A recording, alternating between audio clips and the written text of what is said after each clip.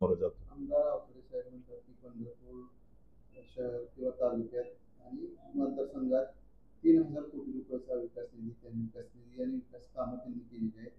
आपल्याला वाटतंय 3,000 मी कोटी यावरती उत्तर देण्यापेक्षा तुम्ही गावोगाव शहरी भाग असेल किंवा ग्रामीण भागातल्या लोकांनाच जर जाऊन विचारलं तर 3,000 कोटीचा निधी मुळात आमदारांना 3 वर किती शून्य आहेत या 3,000 कोटीला हे विचारलं तर त्यांनाही कदाचित त्या ठिकाणी लिहिण्यासाठी बराच वेळ लागेल. मात्र फक्त कोटीच्या वल्गना करायच्या आणि लोकांची निवडणुकीच्या समोर दिशाभूल करायचं एवढंच काम त्या ठिकाणी सुरू आहे. जाईल त्या भागात रस्त्याच्या बाबतीत समस्या आहेत, अडचणी आहेत. आज आपल्या ग्रामीण भागात गेल्यानंतर भाटघरच्या पाण्याची समस्या आहे, उजनीच्या पाण्याची समस्या आहे.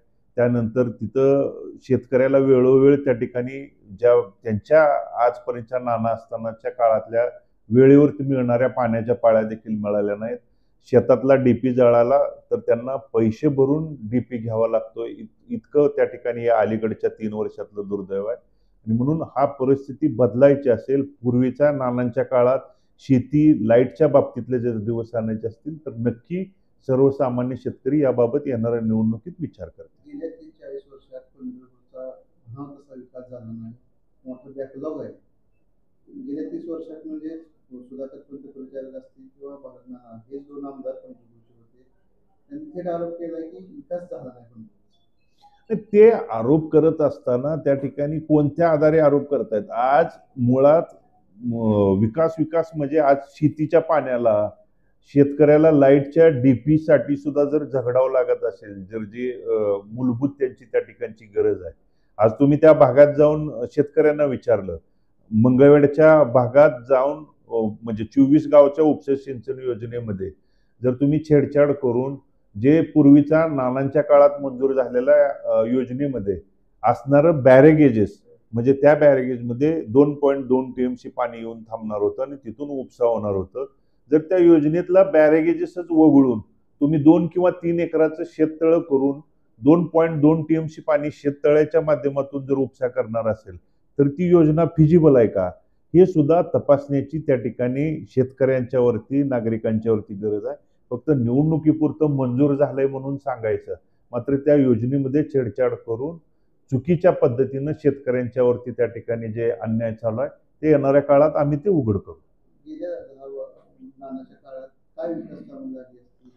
मी तेच सांगितलं, यापूर्वी नानांच्या काळात इथल्या रस्त्याच्या बाबतीतला प्रश्न असेल, शेतीच्या बाबतीत डीपी जरी जळाला तरी 20-20 दिवस महिना महिना शेतकऱ्यांना डीपी मिळत नव्हता. तो डीपी शेतकऱ्यांना देण्यासाठी 20-20, 30-30 हजार रुपये शेतकऱ्यांना त्या ठिकाणी अधिकाऱ्यांना किंवा दलालांना त्या दरम्यान द्यावं लागत होतं.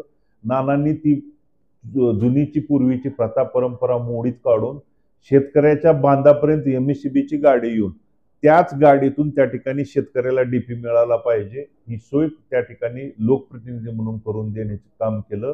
भाटघरचं पाणी शेवटचं टोक असणारं रांजणी या गावाला कधीच त्या ठिकाणी आजपर्यंत मिळालं नाही.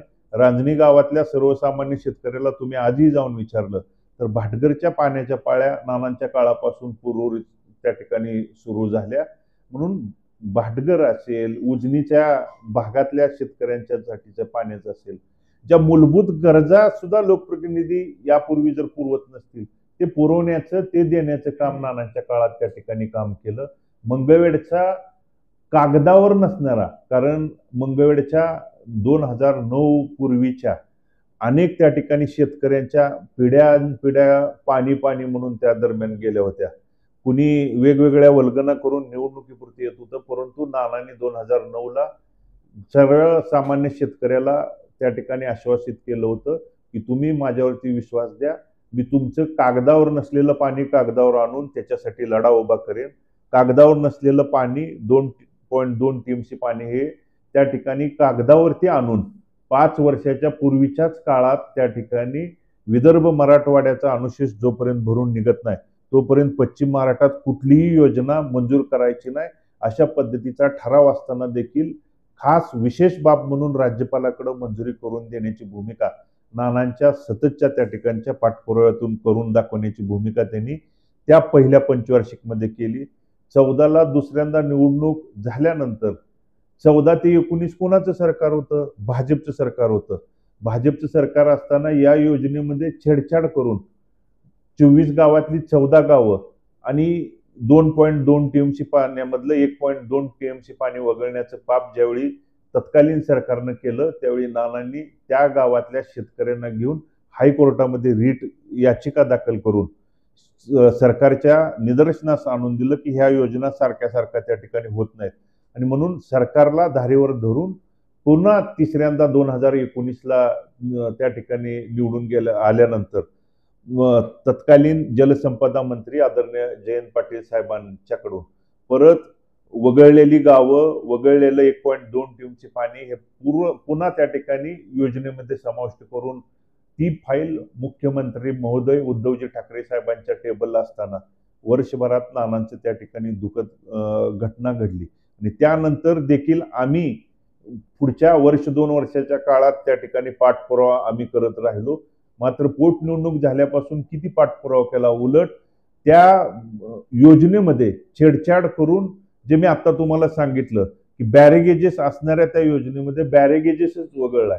म्हणजे जिथं 2.2 टीएमसी पाणी येणार आहे, जर बॅरेगेजेस नसेल तर शेततळ्यातून ती योजना फिजिबल आहे का, हे कुणीही म्हणजे जे स्वतः इंजिनियर समजतायत किंवा कोणत्याही त्या तज्ज्ञांनी येऊन त्या ठिकाणी सामोरं येऊन त्या ठिकाणी चर्चेला बसावं.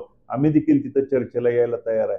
म्हणून दिशाभूल करून निवडणुकीपुरतं फक्त दाखवायचं वेगळं ही अशी पद्धत होत असेल तर ते चुकीचं आहे. आणि येणाऱ्या काळात चुकीला चूक म्हणून शेतकरी नक्कीच त्या ठिकाणी वेगळी आपली भूमिका घेतील.